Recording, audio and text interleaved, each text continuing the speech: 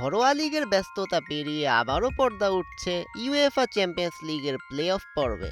European ফুটবলের দামামা আজ বাজছে লিসবনে। অস্তিত্বের কঠিন লড়াইয়ে নিজেদের জানান দিতে রাত 2টায় রিয়াল মাদ্রিদের বিপক্ষে মাঠে নামছে দ্য স্পেশাল ওয়ান জোসে মরিনহোর বেনফিকা। গ্রুপ পর্বে বেনফিকার কাছে 4-2 গোলে হারের ক্ষত এখনও তাজা মাদ্রিদ শিবিরে।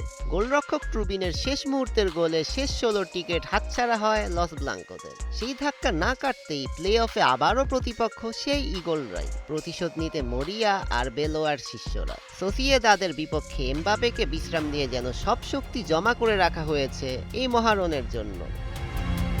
প্লে অফকে সামনে রেখে বেনফিকা শিবির আত্মবিশ্বাসে টইটুম্বুর।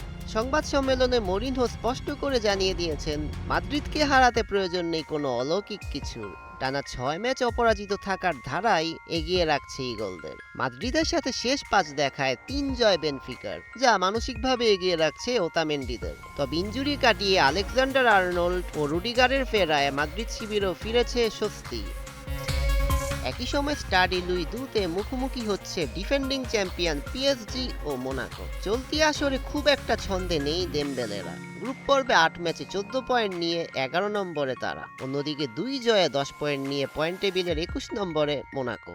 শক্তির বিচারে পিএসজি এগিয়ে থাকলেও নকআউটের লড়াইয়ে যে কোনো কিছুই সম্ভব। তাই আজ নজর থাকবে দেমবেলে ও হাকিমিদের পায়ের লড়াইয়ে।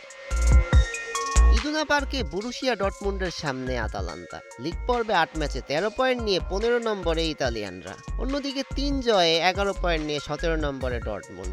রক্ষণভাগে চোটের কারণে নিকোস লোটারবেক সহ একাধিক খেলোয়াড়কে পাচ্ছে না জার্মানির ক্লাবটি। অন্যদিকে হাঁটুর অস্ত্রোপচারে ছিটকে গেছেন চার্লস ডি ক্যাটালারি। ফলে গুরুত্বপূর্ণ এই লড়াইয়ে এই দুই দলকেই দিতে হবে স্কোয়াড গভীরতার এক কঠিন পরীক্ষা।